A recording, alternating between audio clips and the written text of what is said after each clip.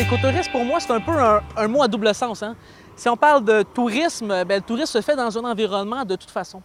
Donc, si je suis pessimiste, je peux dire que c'est plus un mot comme par rapport à une tendance du jour verte écologique.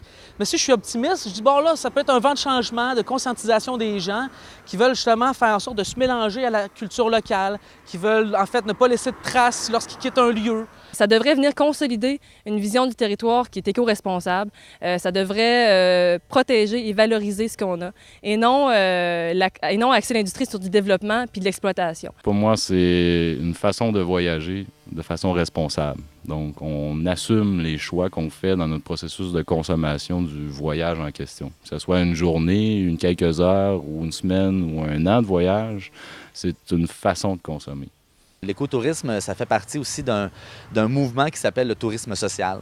Hein? Puis dans le tourisme social, bien, à la première base, c'est que même si on protège, par exemple, les forêts ou on protège l'environnement en faisant attention au recyclage et tout ça, il reste qu'il faut faire attention aussi à l'économie locale et aux populations qu'on touche. Donc, c'est important d'encourager justement les entreprises locales dans ces activités économiques-là, des activités touristiques, donc de ne pas faire venir des produits de l'extérieur pour la consommation des touristes qui viennent de l'extérieur, donc d'utiliser le plus possible les produits locaux.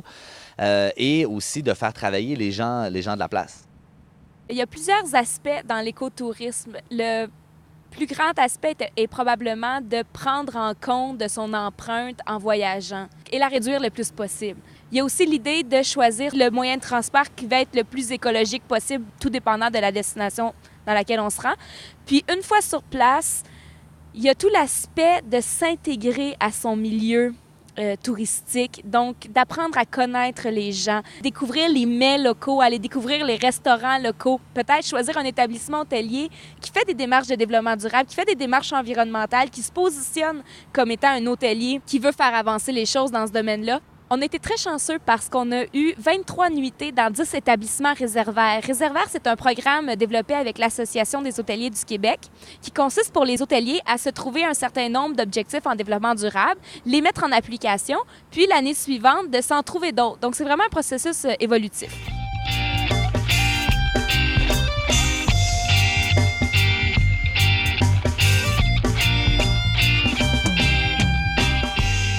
Le développement durable, qu'est-ce que c'est? Question existentielle, 12 millions de définitions possibles. En termes plus simples, une réflexion sur la qualité de vie. Pour moi, le développement durable, on s'entend que c'est un grand thème.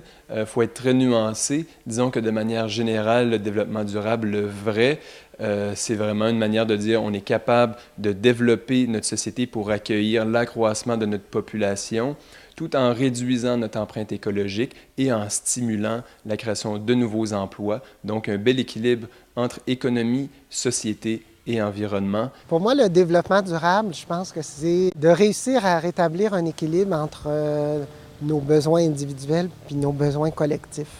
Pour les politiciens, on dirait que le développement durable, c'est que ça fait dur, on l'endure, puis il faut que ça dure. OK?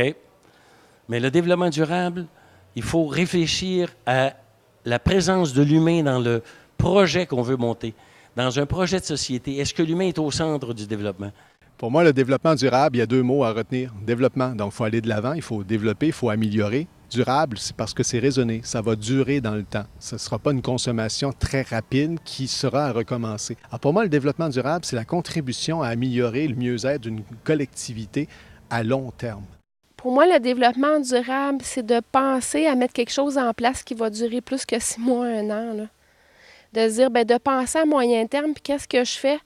Est-ce que je suis en train de dégrader l'environnement? Est-ce que je suis en train de polluer quelque chose? Est-ce que je suis en train de déranger quelqu'un? Le développement durable, pour moi, c'est de prendre des décisions qui, présentement, qui n'affecteront pas les générations futures, puis d'utiliser le plus efficacement toutes les ressources qu'on a à notre portée de main. Le développement durable, ça n'existe pas. Alors, en partant, c'est une hypothèse. C'est une hypothèse qui est portée dans le temps. Okay? Et elle suppose que les êtres humains doivent être capables de satisfaire leurs besoins en dessous de la capacité de support des écosystèmes. Ça pose toutes sortes de problèmes à concevoir parce qu'on ne connaît pas la capacité de support tant qu'on n'a pas brisé les écosystèmes. Développement durable, c'est de penser à demain et à après-demain. Ce qui a été particulier avec Écotrip Québec, ça a été qu'on est un couple, oui. On est habitué de passer du temps ensemble, de se voir souvent. On s'aime beaucoup, beaucoup, beaucoup. On est tout le temps ensemble, sauf que pas nécessairement dans la même pièce, pas nécessairement tout le temps dans la même voiture. C'est sûr que ça a été tout un challenge, on se le cachera pas. Être 24 heures sur 24 avec une autre personne, même si c'est ton chum et même si tu l'adores, c'est difficile. C'est difficile parce qu'à un moment donné, tu as besoin de ta bulle et tu as besoin de te retrouver avec toi-même. Il y a aussi, ce que j'ai trouvé un petit peu difficile parfois, c'est la ligne entre est-ce qu'on est collègue présentement dans la journée ou est-ce qu'on est amoureux ou est-ce qu'on est amant ou on est quoi présentement? Il a fallu à un moment donné, sans se le dire verbalement comme ça, il y a comme une ligne qui s'est tracée, que dans les tournages avec les gens, pendant même du montage, on était des collègues, on fait un projet ensemble, puis on travaille ensemble, puis on brainstorm, puis on confronte nos idées. Puis il a fallu aussi se trouver des moments pour être des amoureux. Ça a été difficile, mais je pense qu'on l'a bien réussi, puis même ça se continue présentement parce qu'on a plein d'autres projets ensemble. Je te dirais que chacune des régions ont quelque chose de particulier, que ce soit la communauté ou les infrastructures, le paysage. Mais la Gaspésie avait quelque chose d'unique. Les gens étaient tellement sympathiques, ils sont habitués de recevoir des gens, c'est très touristique. Mais en plus, c'est qu'ils sont vrais. Je serais resté dans le sud de la Gaspésie vraiment longtemps. Probablement que si j'avais la chance de pouvoir aller là-bas, que j'avais un petit peu d'argent, bien, j'irais plus souvent là-bas. Peut-être pas l'hiver parce qu'il doit faire fret.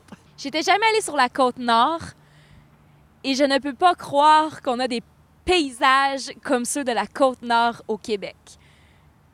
Faire la 138 d'un bout à l'autre dans les deux sens, puis avoir de l'eau à perte de vue, avoir des rochers, des falaises, des couchers de soleil hallucinants, des plages, des kilomètres de plages, ça a été pour moi vraiment une découverte. Les gens sont de plus en plus conscients que c'est important, la santé, que c'est important de prendre soin de soi, c'est important de faire de l'exercice, de bien manger. C'est important aussi de se tourner vers des alternatives, des fois au niveau de la santé au naturel aussi. Donc, tout le département produits santé naturelle, herboristerie, conseils, suivi à long terme aussi. D'ouvrir les gens là-dessus, de les conscientiser. C'est mission santé, mais en même temps qu'on travaille sur la santé, d'autres missions dans l'entreprise aussi, c'est vraiment d'encourager le local, d'encourager l'autarcie, d'encourager les gens à être capables de se dire on est capable de se débrouiller, nous autres, dans la région, avec ce qu'on a, avec ce qu'on produit.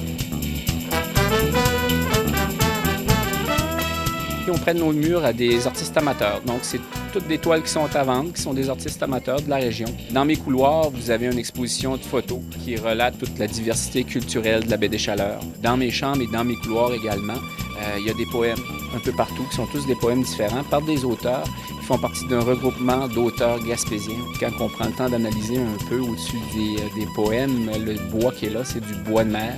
C'est du bois de mer qui a été ramassé en face de l'hôtel et un peu partout sur les rivages avoisinants.